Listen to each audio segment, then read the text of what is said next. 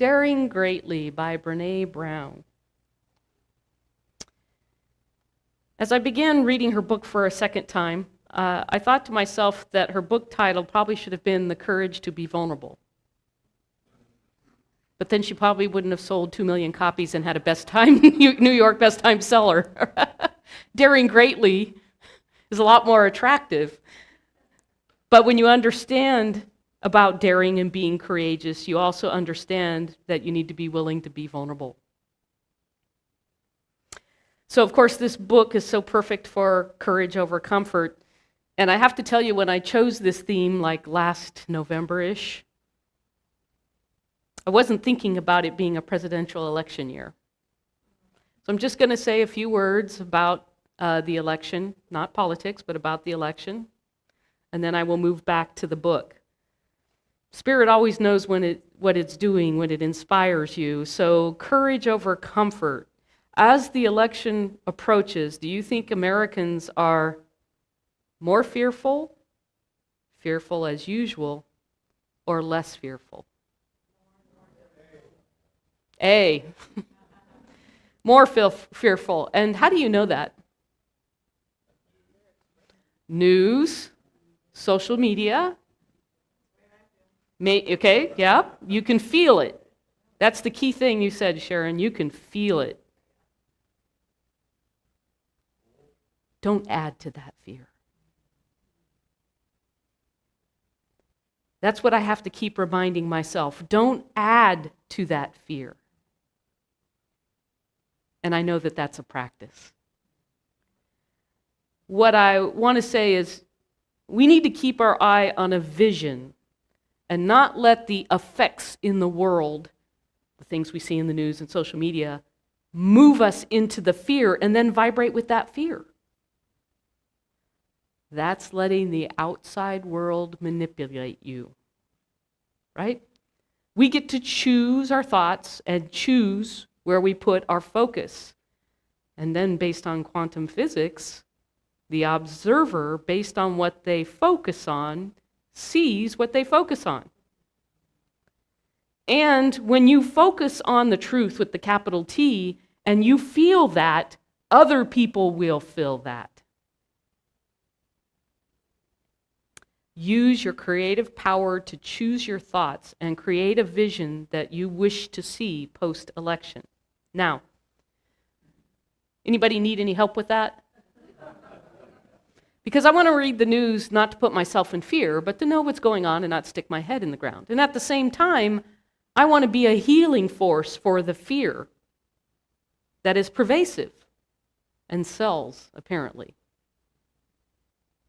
Well, I found out that the Centers for Spiritual Living Home Office is offering 100 days of mindful practice starting July 28th to November 4th, because that's 100 days out from the election. Are you interested? I hope as a community we are very interested. I love the title that they gave this. Tune out the fear, tune in the vision. Yeah. And I think that that's something that I can carry when talking with people. Tune out the fear, tune into the vision. So more information will be coming as that also unfolds. I'm learning more about it. Stay tuned. Stay tuned to your inner vision and to the vision that CSL that we're going to work on together. All right, so returning back to the book. Brene Brown is a researcher known for her work in vulnerability, courage, and shame. Does anybody remember John Bradshaw? She's sort of the John Bradshaw of today, is she not? She's a storyteller, so she doesn't write like a typical academic. She's not throwing statistics out at you. But she tells stories, which make it very relatable, about vulnerability. And she constantly uses the word wholeheartedness, doesn't speak a lot about spirituality, although I have a quote to give you. What does she mean about wholeheartedness? What does that mean? And she says it's about engaging our lives from a place of worthiness. It means cultivating the courage, the compassion, and connection. The way she puts it is, you shouldn't wake up in the morning saying, no, or if you're living wholeheartedly, you'll wake up in the morning saying, no matter what gets done and how much is left undone, I am enough.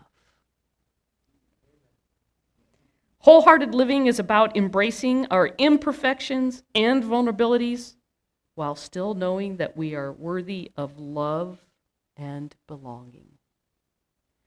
And she was very specific through in parts of the book where if you feel disconnected, it may be that there are disconnections within you, that somehow you feel disconnected, because in order to feel like you belong and that you're connected, you need to feel worthy. Or Science of Mind might say divine. So she wrote on page 151 one little thing about spirituality. Spirituality emerged as a fundamental guidepost in wholeheartedness. Not religiosity, but the deeply held belief that we are inextricably connected to one another by a greater force than ourselves. And that force is grounded in love and compassion. She says, I believe that owning our worthiness is an act of acknowledging that we are sacred. Yes, we are one.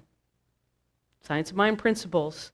Like the many cells in my body, it's one body. Each person in the room is one person, but we are all humanity. We are inextricably connected.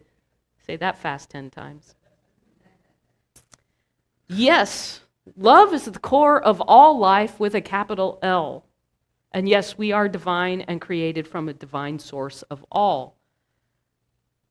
Our work is to embrace that relationship, to embrace the relationship with ourselves, of knowing the wisdom within, and then based on last year's theme, being our true and authentic self.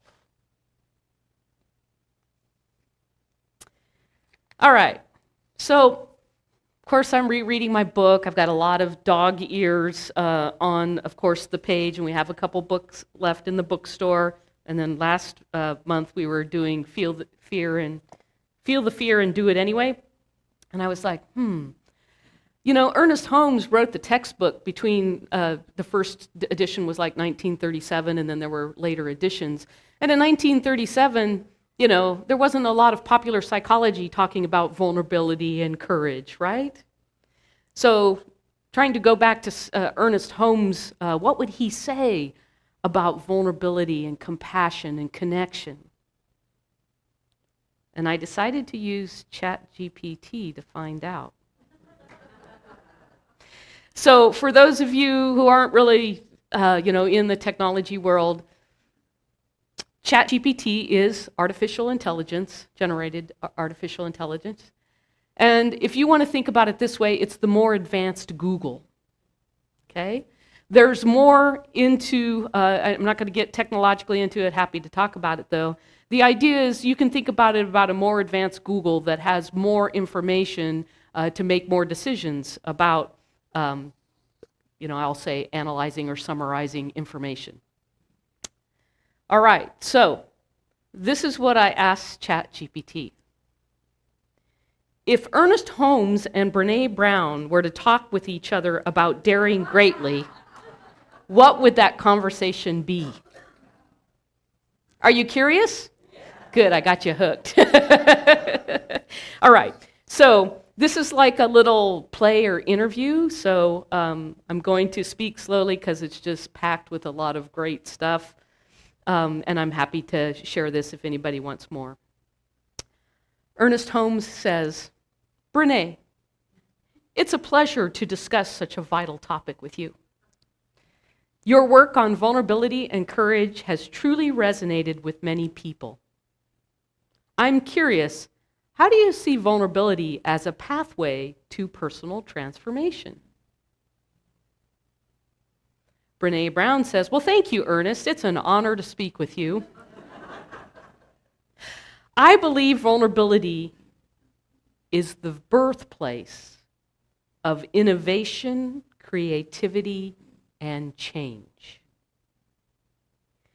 When we allow ourselves to be vulnerable, we open up to new possibilities and experiences that can transform our lives. How does this align with your teachings on the power of thought and the creative process, Ernest? Ernest says, in the science of mind, I teach that our thoughts create reality. By aligning our thoughts with the divine, we can manifest our highest potential. Vulnerability, as you describe it, is essential because it requires us to confront our fears and our doubts. This process can lead to a deeper understanding of ourselves and our connection to the divine. Brene, how do you encourage people to embrace this kind of vulnerability in their daily lives? Well, Brene says, embracing vulnerability starts with the belief that we are worthy of love and belonging. I often encourage people to practice self-compassion, to be kind to themselves, and to recognize their worthiness is not dependent on their accomplishments or external validation. It's about showing up, being seen, even when there are no guarantees. So, Ernest, how do you see the role of faith and trust in this process? Faith and trust are fundamental. Faith in the divine and in our inherent goodness provides the foundation for courageous living. Trusting that the universe is supportive and benevolent allows us to take risks and step into the unknown. Courage over comfort. When we understand that we are co-creators with the divine, we can dare greatly without fear of failure. So, Brene, how do you address the fear of failure and the shame that often accompanies it? Brene says, well, fear of failure and shame are indeed significant barriers. Fear and shame are barriers. I emphasize the importance of building resilience to shame by understanding what triggers us, practicing empathy and self-compassion. Shame thrives in secrecy, so bringing it into the light and discussing it with trusted individuals can diminish its power. How does this approach resonate with the understanding of spiritual growth? Ernest says, well, it resonates deeply. Spiritual growth involves moving beyond limiting beliefs and embracing our divine nature. By confronting and then releasing shame, we clear the way for a greater expression of our true selves. This aligns with the idea that we all are expressions of the divine, and any belief that diminishes our worthiness is contrary to that true nature. So how do you see that interplay with vulnerability and connection with others? Brene Brown says, vulnerability is the key to authentic connection. When we are open and honest about our experiences and about our emotions, we create a space for others to do the same. This mutual openness fosters deep, meaningful relationships and a sense of belonging. Connection is essential for our well-being and helps us navigate the challenges of life with greater resilience. So how does community play a role in your teachings, Ernest? Why we're all here. Community is vital. We are social beings, and our spiritual growth is often accelerated through our interactions with others.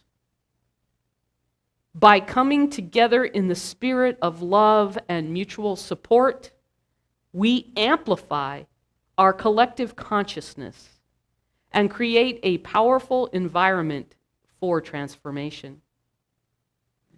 A community that embraces vulnerability and courage can uplift and inspire its members to reach new heights. I want to do a side note there. You think about the Americans. A community that embraces vulnerability and courage can uplift and inspire its members to reach new heights. So, Brene, what practices do you recommend for individuals seeking to live more courageously and authentically? Anybody want to guess what Brene said? Okay, dig deep. Be vulnerable. And hang on to that. Compassion. 5 things. Cultivating gratitude. Mindfulness, which means staying present and aware of our thoughts and feelings. Self-compassion. Setting boundaries, protecting our energy and well-being by saying no when necessary. And authentic connections. Would that vibrate with the science of mind? Yes. ChatGPT. How about you, Ernest? What practices do you find most effective for fostering spiritual growth and courageous living? Meditation and affirmations, visualization, study and reflection, service, giving back, and gratitude. Here's the conclusion. Brene Brown says, well, it's clear that our approaches, while coming from different angles, converge on the importance of embracing vulnerability, cultivating courage, and fostering connection. These elements are essential for living a full, authentic, and meaningful life. Ernest says, indeed, Brene, it's been enlightening to explore these ideas with you. By daring greatly and embracing our divine nature, we can truly transform our lives and the world around us. What do you think? Isn't that awesome? I mean, after I entered that, I'm like, okay, that's it. But of course, as the spiritual director for the Center for Spiritual Living, I want to inspire you to embrace vulnerability, to foster and to practice courage in yourself. And ultimately, that means to living a life more fulfilling and more authentic. So, Brene Brown, if you Google this on the internet, she had created, after she wrote the book, of course she consulted many companies, organizations, and she created a Daring Greatly Leadership Manifesto. Now, some of you may say, oh, I'm not a leader, I'm retired, or I don't see myself as a leader. Well, you lead your life every day. Whether you're conscious of it or not is another story, but you lead your life every day. And when I was reading her manifesto, I thought, doesn't feel right. So I went back to ChatGPT and said, create me a Daring Greatly manifesto in the language and philosophy of the science of mind. All right, everybody got that sheet of paper? I'm just going to give you a second to look over that if you didn't get a chance when you walked in, so I'm just going to pause for a minute.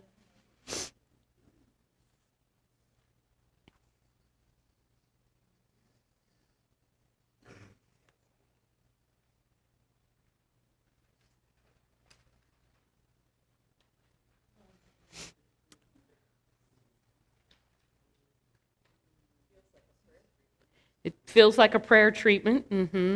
May not have all the exact 5 steps, but it's definitely got that tone.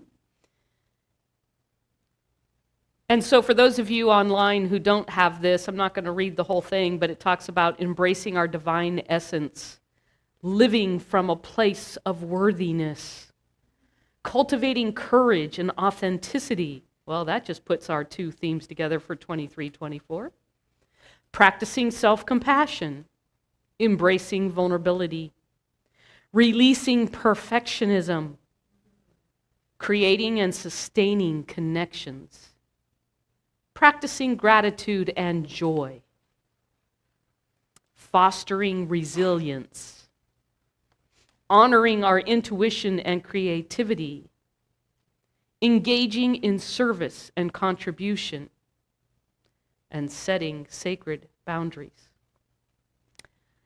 And so the part for you to take home and decide whether you can want to use this as your spiritual practices, the last paragraph says, in the light of these truths, we choose to live boldly and courageously, daring greatly as co-creators with the infinite source. We affirm that by embracing our divine essence, practicing compassion and fostering authentic connections, we manifest a life of purpose, joy, and profound fulfillment. And we all say, and so it is. Namaste.